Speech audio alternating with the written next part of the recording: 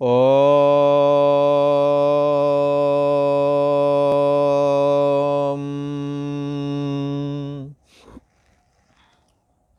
श्री योग वासिष्ठ के उत्पत्ति प्रकरण के अंतर्गत श्री वशिष्ठ जी महाराज बोले, हे राम जी, एक पर्वत के नीचे समतल भूमि पर जो एक ग्राम बसा हुआ था, उसमें एक वशिष्ठ नाम का ब्राह्मण अपनी पत्नी अरुंधति के साथ रहता था। कर्म कांड विद्या में तो वो हमारे समान ही था। मैं वशिष्ठ सप्तऋषि मंडल में विचरण करता हूँ। मैं आकाशचारी वशिष्ठ हूँ, पर वो वशिष्ठ भूमि पर विचरण करने वाला भूचर वशिष्ठ था। और हमारी पत्नी का नाम भी अरुंधति है, पर हमारी पत्नी अरुंधति ज्ञान संपन्न तथा आकाश में विचरण करने वाली है, परंतु उसकी पत्नी अरुंधति पतिव्रता सतीत्व की दृष्टि से तो दोनों एक जैसी हैं, परंतु ये अरुंधति पृथ्वी पर विचरण करती थी।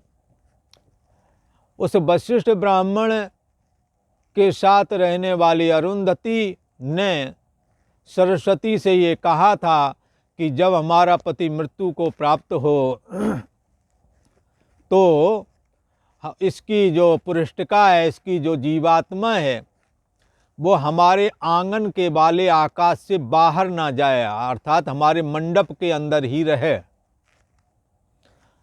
और कुछ समय बीता, धीरे धीरे वृद्धावस्था ने उस ब्राह्मण को ग्रहण कर लिया, और जैसे अतिशय बर्फ पड़ने पर कमलनी कुमला जाती है और सूख जाती है, ऐसे ही वृद्धावस्था के आने से उस ब्राह्मण का शरीर सूख गया और जर्जरीभूत को प्राप्त हो गया।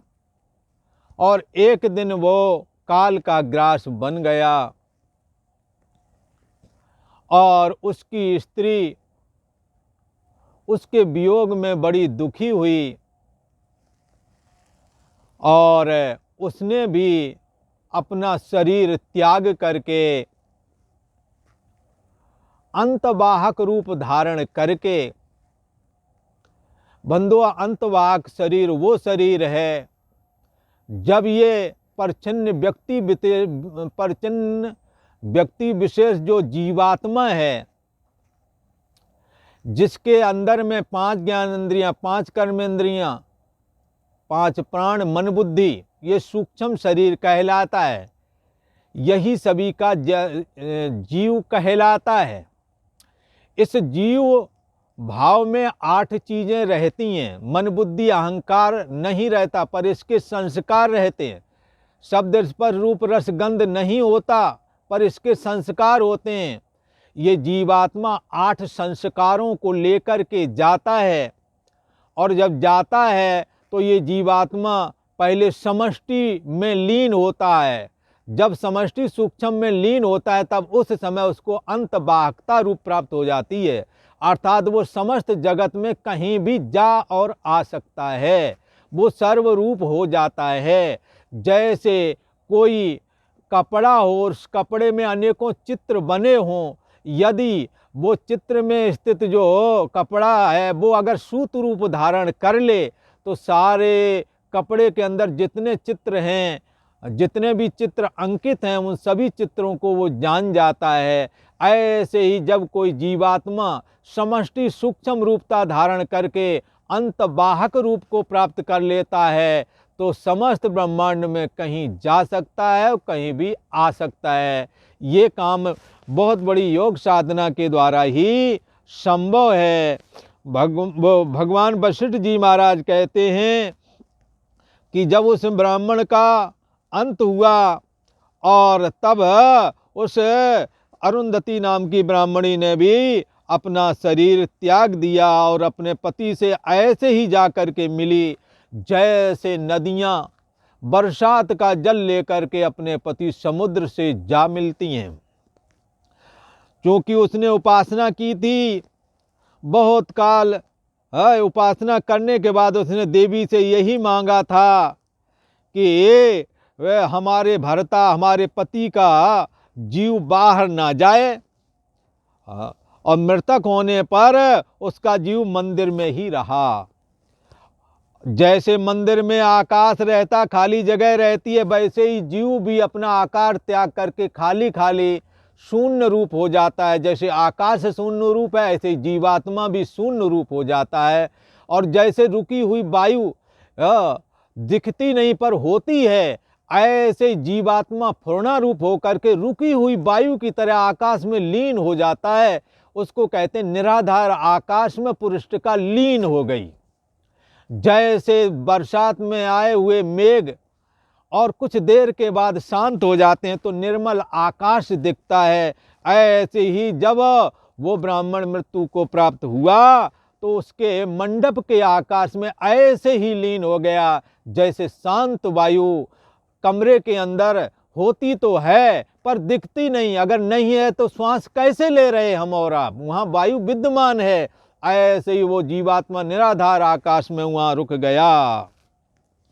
और मरण मूर्छा जब उसकी जागी तो उसकी पुरुषिका में जो राजा का दृढ़ संकल्प था कि मैं राजा बनूं, ऐसा जो संकल्प था ये ऐसे ही उसमें आकर के फुरने लगा। जैसे कोई भी चना जमीन में डाल दो तो उसमें अंकुर निकल आता है, ऐसे ही उसके अंदर ये संकल्प फुरा कि मैं राजा बनूं। और उसने वहीं पर मन के द्वारा, हाँ चूंकि तपस्वी तो था ही, तपहबल तो था ही, उसका जिसके अंदर तपावल होता है उसका संस्कार, उसका संकल्प सिद्ध हो जाता है। इसलिए उसने क्या देखा कि जैसे ही उसने ये ख्याल किया वैसे ही वह संकल्प आकर के फुरने लगा कि मैं राजा हूँ। उससे वह अपने को त्रिलोकी का राजा और परम सौभाग्यशाली देखने लगा। उसने देखा कि 10 दिशाएं मेरे यश से भर रही हैं, और ऐसे ही भर रहे हैं जैसे चंद्रमा का प्रकाश हर जगह होता है। और वो साधु ब्राह्मणों का आदर करने लगा। गरीब जो धन रहित लोग थे उनको दान देने लगा, और स्त्रियों के लिए तो कामदेव की तरह हो गया। और इस प्रकार से उसकी स्त्री उसको मृतक देख करके जब वो शोकवान हुई तो वो भी जा करके अपने शरीर का त्याग करके और उस अपने भर्ता उस ब्राह्मण से जा करके मिल गई। और उस ब्राह्मण ने, क्योंकि राजा का संकल्प था उसके मन में, इसलिए वो जा करके क्या हुआ, अंतभाग शरीर से, तो ये जा करके अंतभाग शरीर समझते चलना, अंतभाग शरीर समष्टि सूक्ष्म शरीर का नाम है। जब एक शरीर में तुम्हारा परिच्छिन्न व्यक्ति विशेष करके जो जीव है जब मृत्यु को प्राप्त होता है तो मरण मूर्छा आती, मरण मूर्छा के बाद समष्टि सूक्ष्म में लीन होता है। यदि साधना का अभ्यास किया है तो समष्टि सूक्ष्म रूपता यदि हासिल हो गई तो ब्रह्मांड में कहीं भी जा और आ सकते हैं। तो ये जाकर के समष्टि सूक्ष्म रूपता को प्राप्त हुई और उसके द्वारा जाकर के अपने पूर्व पति को, जो कि उसके मंडप के आकाश में ही था, और जो कि अपने को मैं एक राजा हूँ, एक पद्म नाम का राजा हूँ, और सारी पृथ्वी हमारे अधीन है, और सारे सिपाही सलाहकार सेना आदि सब कुछ उसके पास था, उस राजा से जाकर के मिली। और वहाँ उस जो अरुंधति थी वहाँ जाकर अपने को यौवन के रूप में देखती है, उसका नाम लीला हो गया। शरीर को छोड़ करके अंतभाग शरीर से अपने पति से जाकर के मिली, और वहाँ पर दोनों का संयोग हो गया।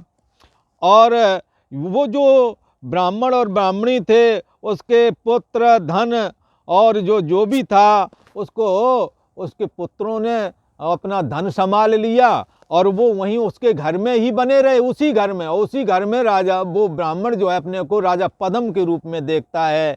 और ये अरुंधति का शरीर छूटा तो ये अपने पति के पास पहुंचे और देखते मेरा नाम लीला है, मैं इस राजा की महारानी हूं। तो देवी कहती है कि ब्राह्मण के पुत्र धन संयुक्त अपने घर में उसी में रह रहे थे। और हे लीला, उस ब्राह्मण को मरे हुए अभी 8 ही दिन व्यतीत हुए हैं, और वहीं वशिष्ठ ब्राह्मण तेरा भरता जो है, जो तेरा पति है, वो राजा पद्म हुआ है, और कहीं दूसरी जगह नहीं। तेरे वशिष्ठ ब्राह्मण का जो आंगन है, आंगन के में जो खाली आकाश है, उस आकाश में ही जीवात्मा जो पूर्णा रूप है, वो शांत वायु की तरह आकाश में स्थित है। और उसने राजा मैं हूँ ऐसा ख्याल किया है, और तपस्या पहले से ही है, तब से राजा बनता है। संकल्प से दृढ़ संकल्प था, वो सत्य संकल्प में बदल गया, और उसने देखा कि मैं राजा पद्म हूँ। देवी बता रही है, सरस्वती उस लीला स्त्री को क्या बता रही है कि उस ब्राह्मण को मरे हुए अभी 8 दिन हुए, वही वशिष्ठ ब्राह्मण तेरा पति राजा पद्म हुआ है। और अरुंधति उसकी स्त्री, तू लीला बन गई है, तेरा नाम लीला हो गया है। जितना कुछ आकाश, पर्वत, समुद्र, पृथ्वी, त्रिलोकी है, सो उसी वशिष्ठ ब्राह्मण के अंतापुर में, अर्थात आंगन में जो खाली स्थान है, आसमान में निराधार उसकी पुष्टिका टिकी हुई है। तू भी उसी में, वो भी उसी में, और इतना बड़ा भूमंडल का सम्राट बन करके तुम्हारा पति यहाँ राजा पद्म के रूप में बैठा हुआ है। और हे लीला, तेरे वशिष्ठ पति को मरे हुए कभी अभी केवल 8 दिन व्यतीत हुए हैं, सूतक भी नहीं गया, पर तूने और तेरे पति राजा पद्म ने 60,000 वर्ष राज करके नाना प्रकार के सुख यहाँ भोगे हैं। और हे लीला, जिस प्रकार तूने जन्म लिया सो मैंने सब बता दिया, पर हे लीला, देखो तो सही, ये सब चित्त में है, चित्त का भ्रम है। तेरे मन में ये आया था ऐसा संकल्प। जब संकल्प आकाश रूप होता है, संकल्प का कोई रूप आकार नहीं होता, तो तेरा और तेरे पति राजा पद्म का ये संसार क्या है, ये राज्य क्या है, ये त्रिलोकी क्या है, सब भ्रम मात्र है, ऐसा देवी ने बताया। और कैसे ब्रह्म मात्र है, इस बात की चर्चा अपन अगले एपिसोड में करेंगे। आज इतना ही। ओम शांति शांति शांति।